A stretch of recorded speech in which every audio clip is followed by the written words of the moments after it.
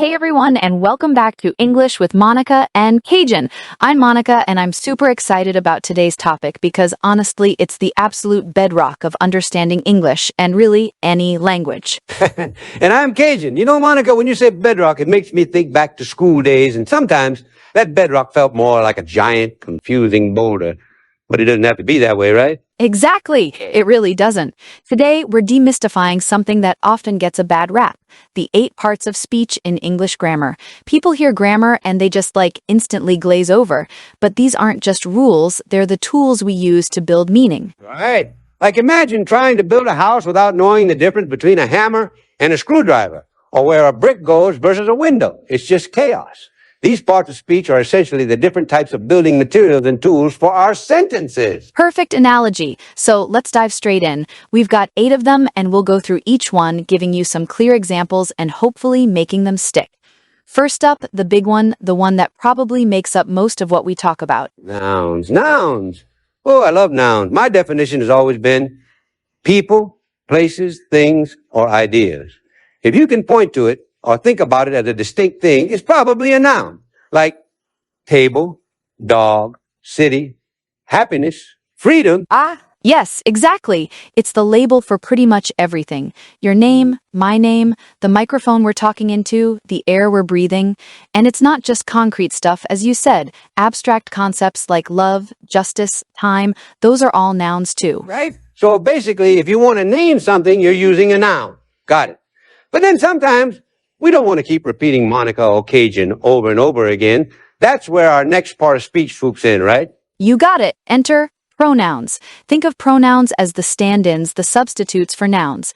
Instead of saying Monica went to the store and Monica bought apples and Monica came home, which sounds a bit clunky.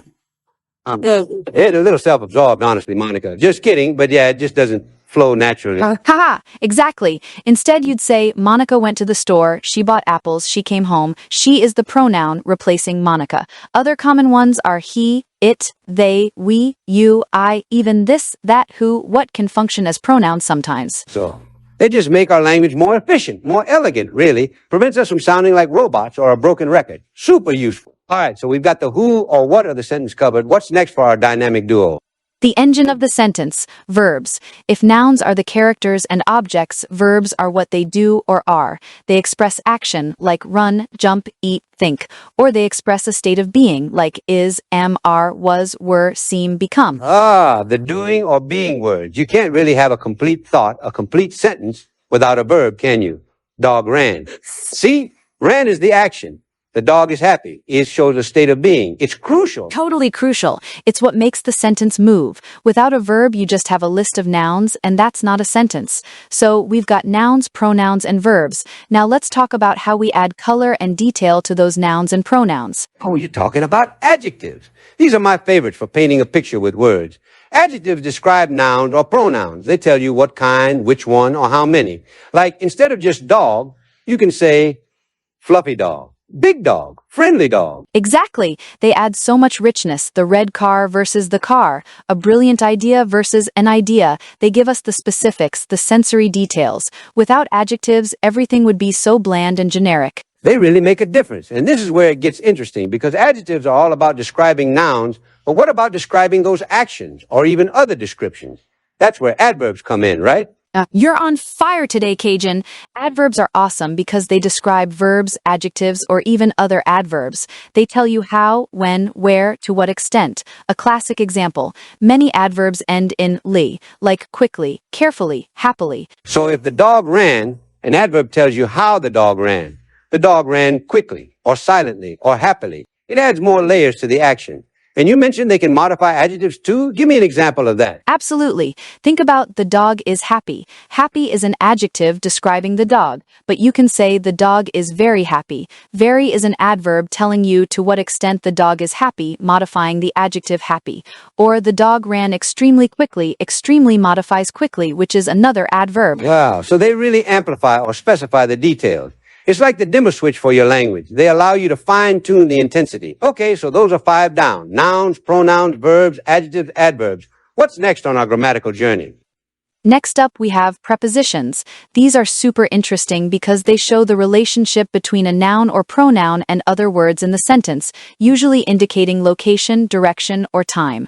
Think on, in, at, under, with, from, to, by. Oh, like the cat is on the mat. On tells you where the cat is relative to the mat. Oh, there you go. Huh? I'm going to the store, to shows direction. Without prepositions, sentences would be so disconnected, wouldn't they? They would. Imagine saying the cat mat. It doesn't make sense. You need that little word on or under or beside to connect them and explain the spatial relationship. They're small words, but they carry a huge amount of meaning in positioning. Yeah, like Monica will be there by 5 o'clock. Double by tells you the time frame. So they're little but mighty. All right, number 7. What's connecting everything together for us? That would be conjunctions. These are the ultimate joiners. They connect words, phrases, or even entire clauses. The most famous ones are fanboys, for, and, nor, but, or yet, so. Boys, that's a great mnemonic. So, I like coffee and tea, and connects 2 words. Or, I wanted to go to the park, but it started raining. But connects 2 clauses, they're like the glue of grammar. Exactly, the glue! They help us build complex sentences and express more nuanced ideas than just short, choppy statements. Imagine trying to explain something without and or but or so. It would be incredibly difficult to show relationships between ideas. It would be like talking in telegrams. Went store, bought milk, rained, came home. Not very engaging, is it? Conjunctions make our conversations flow naturally, like this one, hopefully. Definitely. And that brings us to our 8th and final part of speech, one that's perhaps the most emotionally charged: interjections. Interjections. These are the fun ones, aren't they? They express sudden strong emotion or feeling. They often stand alone or are followed by an exclamation mark. Ouch, wow, hey, oh no. They totally are. They're those little bursts of sound that convey a lot without needing a full sentence. Like if you stub your toe, you don't say, "My foot experienced a sudden painful impact with a piece of furniture." You just say, "Ow." Aha, no kidding. Or oops, when you drop something. They add that raw, immediate human element to our language. And they're not always super formal, which is probably why they're so widely used in everyday speech. Right. They often break grammatical rules because they're designed for impact, not necessarily for fitting neatly into a sentence structure. So, wow, that was amazing. Wow stands on its own emotionally, yet it's part of the expression. So there you have it, the magnificent 8. Nouns, pronouns, verbs, adjectives, adverbs, prepositions, conjunctions, and interjections. It sounds like a lot when you list them out, but when you break them down, they're actually quite intuitive. They really are, and understanding them isn't about memorizing strict definitions, it's about recognizing their function. When you read a sentence, try to identify what each word is doing. Is it naming something, describing an action, connecting ideas? Exactly. Think of it like a team. Every player has a role. The striker scores, the defender defends, the goalkeeper saves. Each word in a sentence plays a specific role to create a complete and meaningful message. Once you start seeing those roles, the language just clicks. It absolutely does, and it makes you a much more effective communicator. Whether you're writing an email, giving a presentation, or just chatting with friends, you can choose your words more precisely to get your message across. Totally. So next time you're reading a book or listening to a podcast, maybe even this one, try to consciously identify some of these parts of speech. It's like a fun little grammar game, and you'll be amazed at how quickly you start noticing them. That's a fantastic challenge, Cajun. It's a great way to reinforce what we've talked about today. Remember, grammar isn't about being perfect, it's about being clear and understood. And these 8 parts of speech are your best friends in achieving that clarity. Absolutely. So go forth and conquer those sentences. Thanks for tuning in to Unlocking English today. We hope this demystified the parts of speech for you. Yes, thank you for joining us. We'll catch you next time with more tips to unlock the power of English. Until then, keep practicing, keep speaking, and keep learning.